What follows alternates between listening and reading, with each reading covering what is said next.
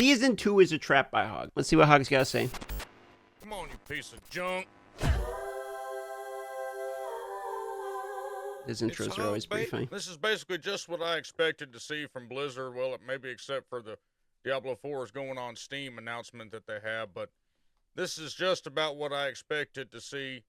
A bunch of bug fixes, quality of life, and broken feature fixes in the guise of seasonal content with a mediocre seasonal theme and powers and all that. It's a trap. The reason I say it's a trap, and I get the same feeling. This is exactly what happened in Diablo 3. This is live service in a nutshell. This is really more like live game development is what we're seeing. They're fixing little tiny bits, and we keep going back. All this is a trap to get you to come back for monthly active users. That's literally all this is. Yeah, there's going to be... Yeah. I mean, I think the point is that seasons are always trying to get people to come back. That's kind of like part of the ARPG cycle. But he's not wrong about like quality of life being shipped as content. There's actual content. And they made the horse go a little bit better, but if you push all that aside, okay, it's just little minor things. If you push all that aside, what has really changed in the game? Besides... Well, we'll find out tomorrow. So apparently damage buckets, unique items, item power level, leveling experience. I'm trying to think of things that are outside of quality of life. Fundamental broken changes like resistances, new in-game bosses, reason to actually do the overworld, new seasonal powers, questline, Helltide. Those are the ones that come to mind immediately. Duriel, which is a recycled asset, which is totally fine. You know, besides a couple other things that they showed us in the PowerPoint presentation, is it really going to hold your interest that long? Because here's the elephant in the room with the vampiric powers. They're what they call them agnostic, which means everybody uses the same thing, which means there's going to be a meta. And guess how boring that's going to turn into real quick. Yeah, I'm not necessarily a huge fan of metas also. I mean, it's kind of like when you watch me play games, like a lot of times I don't copy pasta stuff. So I agree that stuff is boring unless you're playing like a competitive 5v5 game or something. However, that is kind of gaming, right? I mean, that's kind of I feel like that's also kind of the genres we're in, like ARPGs, MMOs, shooters. I mean, dude, even mobile games have metas. I feel like metas are just a thing, and I mean, not just gaming, but I mean, doesn't like racing and stuff have metas too? Like what kind of cars you use, etc. That's going to be a boar festival. The whole world is metas. So, adding a streamer mode for the 193 channels that stream this, and adding an extra stash instead of a stash tab, and making gems and material. Like, do you notice how ridiculous they go out of their way to do things and make it overcomplicated? We didn't care about having a damn gems go to materials, and then it makes this thing like that's just another way for us to spend more money in the game. Not real money, gold. Yeah. I just want a tab. I just want a gem tab. All they do is put a gem tab. They can't do that because... Well, I fully agree with this. You're not going to hear any argument here. Like, I think the stash tabs, gems are unanimously agree. In fact, I don't think I've seen almost anybody that argues against the fact that stash tabs are bad. Gems should have been fixed in the game. Resistances should have been fixed. Like, there's a lot of these, I don't want to call issues, but like all agreed upon points that were undercooked when the game actually launched. And these are the ones he are listing out. I completely agree. These are part of them. Like these are ones that I believe 99% of players will agree should have been in the game on launch. But so that's why we got another stash in every major capital. So what does that mean? 2 extra stashes? What I wanted to see was changes to the game, right? Because if you don't play season, then none of this matters.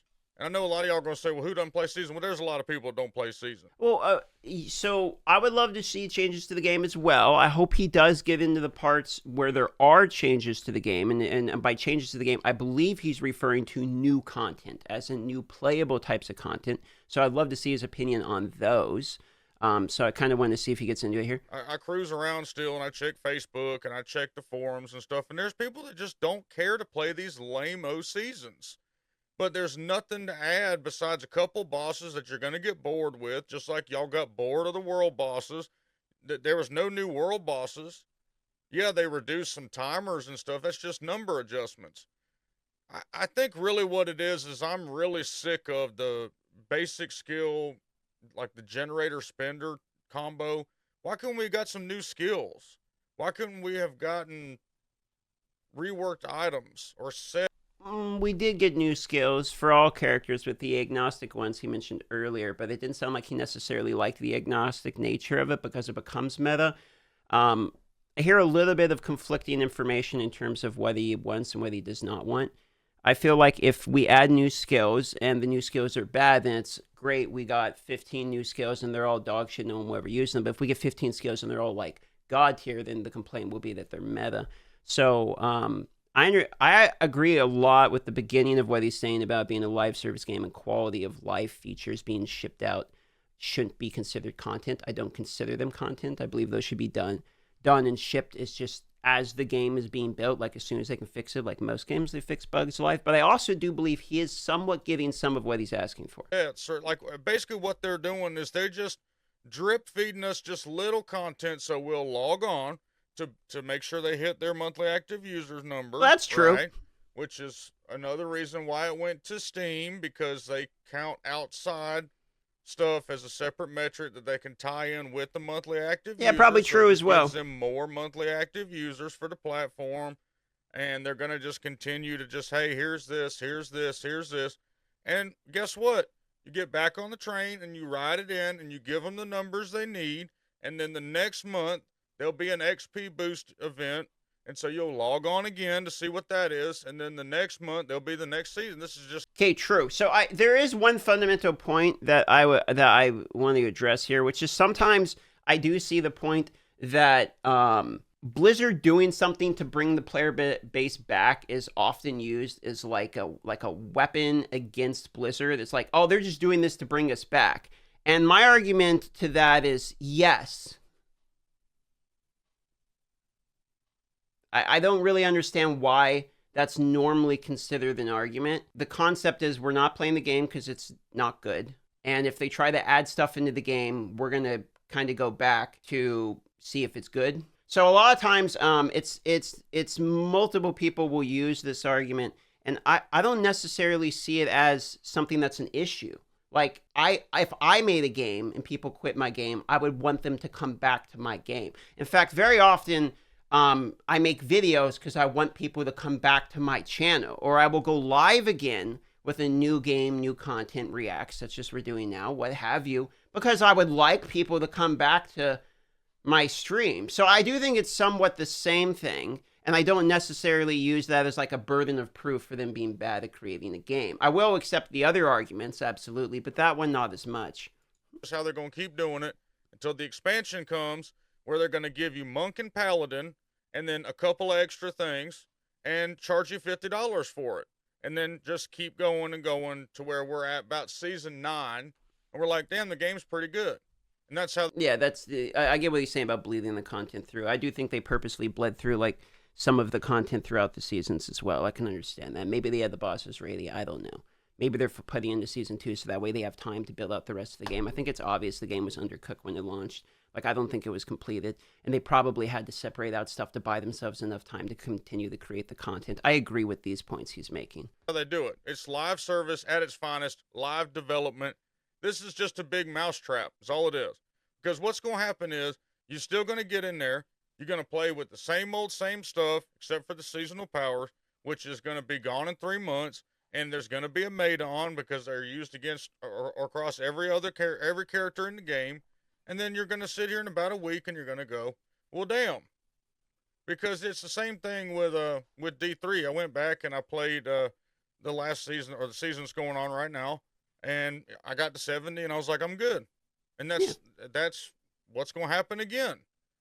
But as long as they got their number count for the month, they're good. Yeah, for them from their side, for sure. I also would be curious to hear, because he did play Diablo 3 to 70. Did he enjoy Diablo 3 to 70? Because a lot of times, what I wonder too is, if you can't play a game forever, does that mean you still enjoy the time while playing it? Because I enjoyed Diablo 4 while I was playing it. And now that I don't believe Diablo 4 has continued to keep my interest, I have not been logging in. That doesn't invalidate my experience in the beginning, because I liked it in the beginning when I was playing it at the start. I still don't think the game is like absolutely the worst game ever created. I think it's a somewhat shallow ARPG, and hopefully they will fix that. But I don't, having a significant lack of an in-game didn't previously make it where I didn't enjoy myself while playing the beginning of it, if that makes sense. So again, it's just he managed expectation. 2 hours of live stream for this one live stream. We're gonna have 2 hours the next time, and it was a PowerPoint presentation about broken things in the game, like teleport to the nightmare dungeon. Now puts you in the nightmare dungeon. Yeah, So which I like. basically, they created a problem, and then the next season they fixed the problem. And then they say, "Look how good we did," and everybody eats it up like, "Oh man, it's getting better every time." Okay, fair enough point. They did create the problem of making the teleport go outside the dungeon. I get that. I don't really think it was so this content. I think it was so this feedback, would be my opinion, where it's they created something that people liked, which was teleporting to the dungeons. That was well received. Feedback came in that said there's a way to make it better. They said, "Oh, okay, you're right," and then they did that thing. I'm not necessarily opposed to this, and I don't really see it as a tinfoil hat of they purposely warped us outside because they knew this would give them a W on the back end to do it again, to then take the feedback. I see it as, hey, if we all think they're not so amazing at their job of creating the game, maybe they made a mistake the first time, and when they made us warp outside the dungeon, they didn't see the in-game plan of warping inside is better, so when people had the feedback, it's like, oh, okay, yeah, sure, we can. Maybe they didn't realize it. You know what I mean? I think never contribute to malice while you can to, what is it, ignorance? I think it's kind of one of the lines. That's kind of how I see a lot of this development stuff, where it's like, I don't necessarily think the quality of lives are purposely being held back, because I don't think they want their game to die. Like, I don't think they necessarily want to piss people off every minute they're in the game. So when they add something in the game that makes people annoyed, I don't think that's necessarily they're doing that on purpose so that they can solve the annoyance later and call it content. Of course, this is the plan. They're going to do this every time. They did it with D3. They're going to do it with D4. They'll do it with D5. They'll do it with D8. It's just the way it is. I agree with. But yeah, that's. I mean, I don't need to tell you what happened with it. Everybody knows. A lot of people watched it. It was boring, and yeah, there were some good things, but it's to be expected. There wasn't anything that blew my mind. And Rod talked about that there was going to be so much stuff that it was going to be the greatest season, and it's just more of the same. Well, Rod's going to be a hype man for the game that he actively is a part of. I don't understand why he wouldn't hype up his own game. Makes sense. They're trying to sell the product. In terms of content, I normally kind of wait till it comes out to see. So if we're adding new in-game bosses, and these in-game bosses rewards, which you have to have rewards in order for a boss to actually matter, then if we're adding rewards to bosses, the rewards need to feel good. Unique items are the targetable rewards from these bosses. Unique items currently do not feel good. Therefore, new bosses equal does not feel good. That is my current opinion of it. However, if the unique items are good, like if they rework the unique items and actually show us how they're going to handle damage buckets and unique items, then the farming of the bosses, if the bosses are both enjoyable, the process of unlocking the bosses and the rewards for them are all enjoyable, then we would have an enjoyable, repeatable process. I myself would rather farm bosses than farm the same dungeon. However, I understand his point here about, they're sort of bleeding on the content. It's hard for me to say, because it's how much do we say that they're purposely bleeding content? How much is it that they're developing it at the time? I don't know. I'm not the one who's making the game. I think it's obvious the game got released kind of early, and they probably had 6 months of content on the back line. Not completely done, but they're working on it. I've seen in other games, when I was in content creator programs, I've seen in other games that they purposely had stuff developed that would be released as a drip at a time. I have seen that happen before in games, so I don't deny the possibility. And that was our boy Hog. I'm going to go ahead and paste this video link. I like Hog. I actually think Hog is a fairly entertaining guy and nice guy. Every time I've talked to him, I quite enjoy Hog. He comes around every now and then, so go give him some love.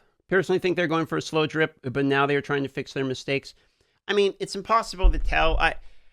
I feel like season 2 has a significant more than season one. And I think season two is, if I had to guess, okay, which is a guess, that's all it is. I don't like speaking out of pocket, but I'm just going to shoot my guess.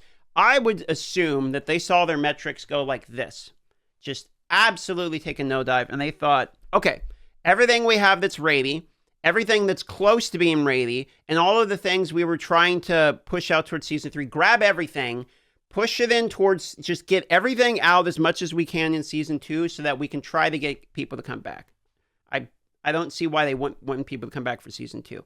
I think if they dropped, a dump of a season two, and season two was absolutely boring, and everyone hates it, that could still happen. If that's what happens, then 2 seasons in a row on top of a bad launch, like it's too much. It's too much negative press. It's too long of a boring game. At that point, we would have 6+ months of a game that's not in a good state. I don't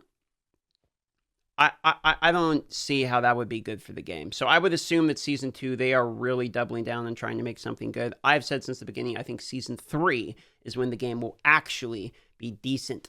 Not necessarily amazing, but I would say season 3, we might have a decent product. Like if we have these new boss farm psychos, and the entire purpose of them is to target farm unique items, but most of the unique items aren't exciting to play with literally anyway, then it's like, why would I give a fuck about the new content?